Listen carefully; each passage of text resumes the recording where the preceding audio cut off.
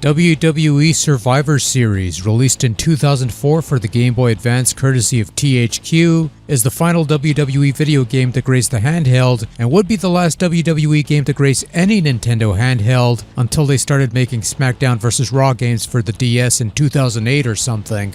But anyway, Survivor Series is essentially a follow-up to the previously released Road to WrestleMania X8 video game from like 2002, 2003, I don't recall. But it was the subject of a prior video review, and at the time, I thought it was a relatively decent game. Nothing particularly noteworthy, but for WWE action on the go, it filled that niche just fine, I thought. And at first glance, Survivor Series is more or less the same game, albeit with a slightly different roster and a slightly different season mode for lack of a better term. Going in a bit deeper does little to deviate from that point of view. So if you are not a fan of that Road to WrestleMania X8 video game, then Survivor Series is not going to hold your interest either, but anyway, let's dive in, shall we? Survivor Series boasts a roster of 16 WWE superstars, evenly divided up between the Raw brand and the SmackDown brand. Now, since this was released in 2004, none of the superstars are wearing blue or red shirts, nor are they fighting for brand supremacy, which is a thing they used to do in Survivor Series but stopped doing it because the idea sounds completely fucking stupid. So they opted for a jungle gym cage that they call War Games, and that's outside the purview of this video. Anyway, Survivor Series had some of your big, or at least notable names of the time, your John Cena's, Randy Orton, Undertaker's, Jericho, RVD, and Mick's son-in-law to name a few. No Stone Cold, no Rock, neither were with WWE at the time, so it makes sense, but oddly no JBL to be found anywhere either, since this was released during the same year when he was the reigning WWE World Champion. Make of that what you will, but I'll keep going.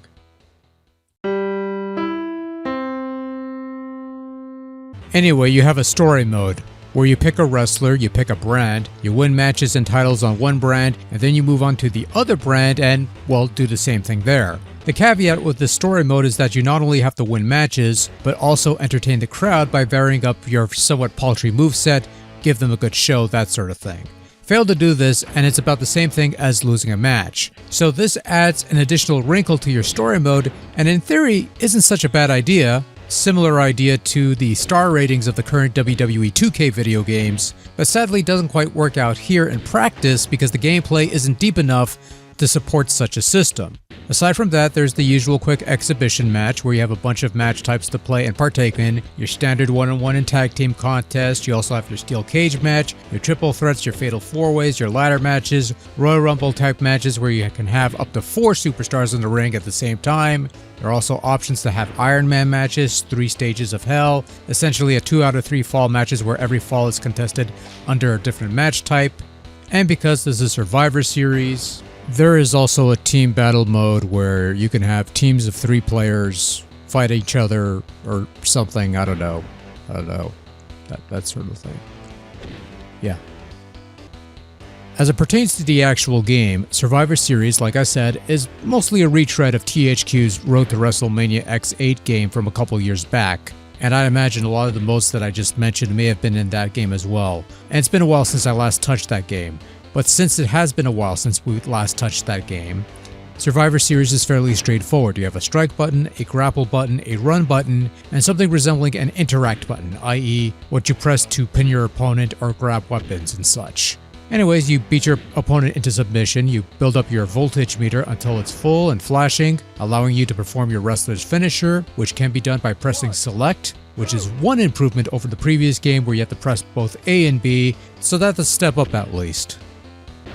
So that one change brings the gameplay closer to what you had in WrestleMania 2000 for the Game Boy Color released years further back, which is not a bad thing because I found that game to be the most playable and thus more enjoyable of the WWF output on the old Game Boy line. And in that regard, Survivor Series would probably be the best of the GBA output of WWE games by default, even if a couple key names are missing from the package. Where the fuck is Miro? Oh wait, okay, sorry, my bad. I'm thinking about another company that won't be around for another 20 years or so, or something. I don't know, whatever. Anyways. With that said, the action still adopts a glacial pacing as everything runs a bit too slowly for it to be genuinely exciting, and while superstars have unique finishers and maybe a couple unique throws here and there, they still mostly share the same general moveset, and that moveset isn't the most varied, if you will, which makes earning high fan approval in the game's story mode, which you must do in order to progress said story mode, a needlessly daunting task.